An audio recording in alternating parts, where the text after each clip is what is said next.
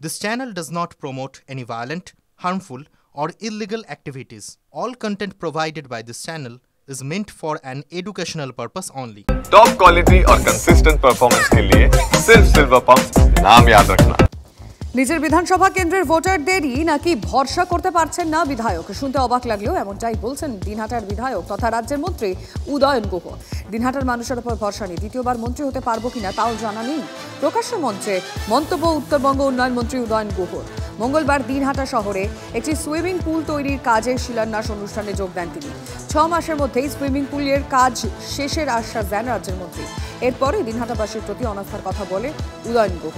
রাজ্যের মন্ত্রীর এই মন্তব্যে তৃণমূলে অস্বস্তি। বিধানসভা ভোটের আগেই কি মনে হারার ভয় ধরেছে রাজ্যের মন্ত্রী?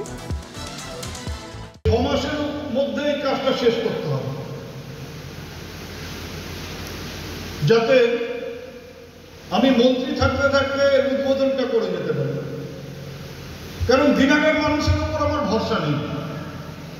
দিনহাটার মানুষ যে আমাকে দ্বিতীয়বার মন্ত্রী হওয়ার সুযোগ করে দেবে সে ভরসা আমি দিনহাটার মানুষের উপর রাখি না বলেই আমি ঠিক করেছি যে 6 মাসের মধ্যে এই পুলটাকে শেষ করে তার উদ্বোধনের কাজটা করে যাবো। বাবা, ওটা রাখা যাবে না। পরে দেখলাম যে আমার বুকের উপর দিয়ে কেউ এসে এই পুল উদ্বোধন করে দিয়ে চলে গেল।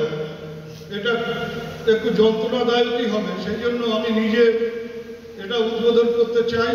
তৃণমূল নেতার বেপরোয়া গাড়ির ধাক্কা চিকিৎসক দম্পতিকে। ব্যারাকপুর কল্যাণী এক্সপ্রেসওয়েতে দুর্ঘটনায় মৃত একজন, আশঙ্কাজনক অবস্থায় হাসপাতালে ভর্তি অপর একজন। কি অবস্থা, কি করে ঘটনা ঘটলো, আর যে তৃণমূল নেতার বেপরোয়া গাড়ির জন্য এত কিছু হলো সেই তৃণমূল নেতাকেই বা কি অ্যারেস্ট করা গেছে, সব ডিটেল জানবো। অনন্ত আমাদের রিপোর্টার এই মুহূর্তে রয়েছেন আমাদের সঙ্গে। অনন্ত, দেখো, তৃণমূল নেতা সেই বালি মনোজ, অর্থাৎ যে তৃণমূলের নেতা বালি মাফিয়া বলে পরিচিত নৈহাটিতে, তার গাড়ি আটক করেছে পুলিশ বাসুদেবপুর থানা। এবং তার গাড়ি আটক করলেও যে চালক তাকে এখনো পর্যন্ত গ্রেপ্তার করেনি।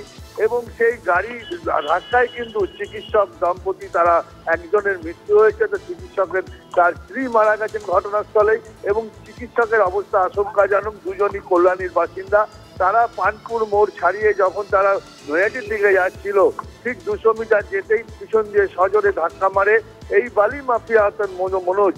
এই মনোজের গাড়ি সেই ধাক্কা মারলে ঘটনাস্থলে চিকিৎসকের পত্নী তিনি মারা যান। এবং চিকিৎসক আশঙ্কাজনক তার অবস্থা। তাকে এখান থেকে তাকে বেসরকারি কলকাতায় বেসরকারি নার্সিংহোমে পাঠানো হয়েছে। তার অবস্থা সংকটজনক। দেখো, এখন দেখার বিষয় যে যার গাড়ি, যে তৃণমূল নেতা বলে সে ছাড় পেয়ে যায় কিনা। এখনো পর্যন্ত চালক গ্রেপ্তার হয়নি, পুলিশ গাড়িটিকে আটক করেছে। বুঝতে পারছি অনন্ত, তুমি তো নজর রাখো আপাতত। ধন্যবাদ। হ্যাঁ, স্কুটি নর্মাল, মানে এখন এত হাইড্রো চড়া হওয়ার পর যেরকম নর্মাল স্কুটিতে কে ছিল? Husband wife. আচ্ছা আচ্ছা, হাজব্যান্ড ওয়াইফ স্কুটিতে ছিল। স্কুটিতে থাকার পর ওদেরকে ফার্স্টে মারে, এত জোর মারে, ওরা এসে ব্যারিকেডে, এই যে রেলিংটা আছে, রেলিংয়ে এসে বাড়িটা খায়।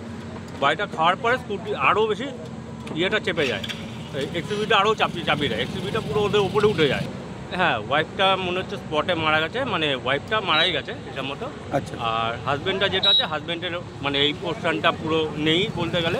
হাজব্যান্ডের অবস্থা খারাপ, ওনাকে সাথে সাথে পুলিশ খুব তাড়াতাড়ি এসছে, এসে রিকভারি করেছে, গাড়িটাকেও ধরেছে, এক্সিবিটাকেও ধরেছে। গাড়ি ড্রাইভারের কিছু হয়েছে? না, এক্সিবি সবাইকে নিয়ে গেছে, থানায় নিয়ে গেছে।